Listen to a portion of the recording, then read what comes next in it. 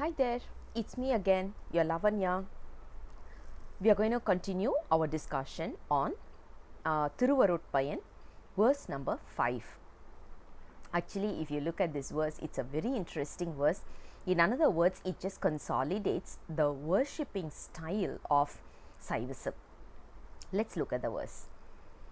Aruvum, uruvum, அறிஞர்க்கு அறிவாம் உருவும் உடையான் உளன். Many a times, usually people ask, why in your religion you have so many forms and shapes? Today's verse actually explains that. Let's look at this concept. So what does real Saivism advocate? Form or formless? Obviously formless. You cannot have a form for the Almighty. Can you tell that this is the form, this is the shape? Because then we are limiting His capability. So we can't really have a form for the Almighty. That is very, very clear. It's very vivid. What next? The first question we have is, He is everywhere. He is omnipresent. You can worship Him in any form, in any way, wherever you are. How many souls can really relate to this concept? For me today, I have a problem. I need a shoulder. If you ask me to just stand in front of a wall and talk, I'll not have the confidence to do that. Simply, I won't have the confidence. I'll feel like, hey, if someone sees me, will they think that I'm mad? I'll get a bit conscious over there. I may not have the confidence for that. So, in order for souls who don't have that kind of a maturity, God thought about it, the Almighty thought about it, and there came the forms. You look at the forms, different forms. Sometimes you see like a small little baby, sometimes you see like a very healthy little baby, another one is a chubby baby, sometimes we see female forms, sometimes we see male forms. If you look at it, why so many forms? Very simple. If you look at it, even in our worldly affairs that we are seeing right now, whatever it is the same it's the same flour that we are looking at, but some people like it in the form of a pancake, some people like it in the form of a bread, some people like it in the form of a cake, some people like it in the form of a pizza, but the flour is the same, the ingredients are the same, almost the same, I would say. Why? Because we can appreciate certain things, we are not in a position to appreciate certain things. We have our own preferences. Similar to that, certain people, even when you're asking them to buy a soft toy, sometimes they will go for Captain America soft toy, or sometimes they will go for a chubby teddy bear. Worldly affairs itself has so many.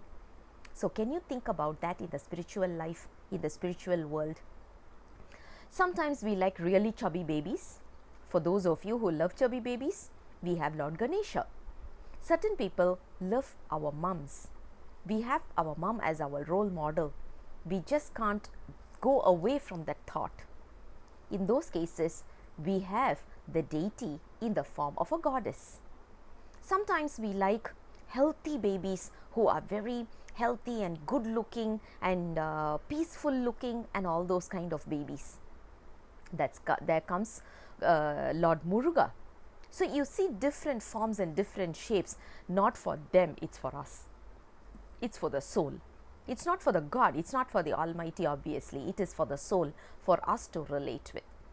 Now, after a while, I get a little bit maturity. I think I can relate with God even without a form.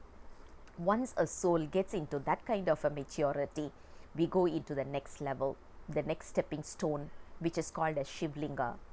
The Shivlinga is a form, and yet it is formless. And that's science today. Whenever you want to create a form from a formless, it needs to get into an intermittent state. That intermittent state is what we call it as Shivlinga. Let's look at this soul. We don't have a form. In order for the soul to get into a form, it gets into the mother's womb.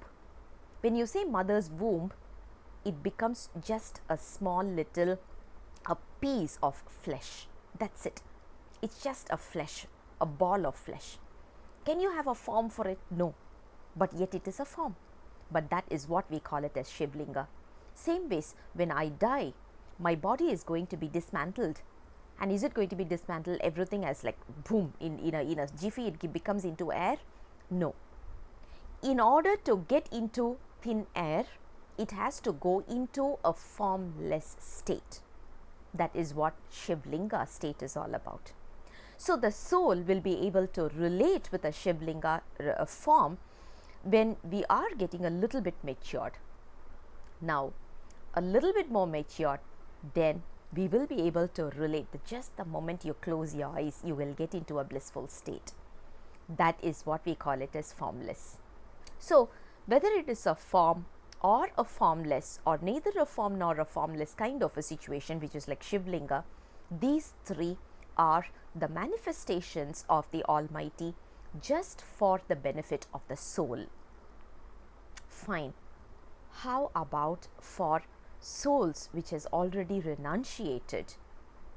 Those souls which has already attained self-realization, do they see the Almighty in a form or a formless state? Today's verse actually explains that as well. For the souls who have already achieved the self-realization state, for them the Almighty is in the form of their intelligence.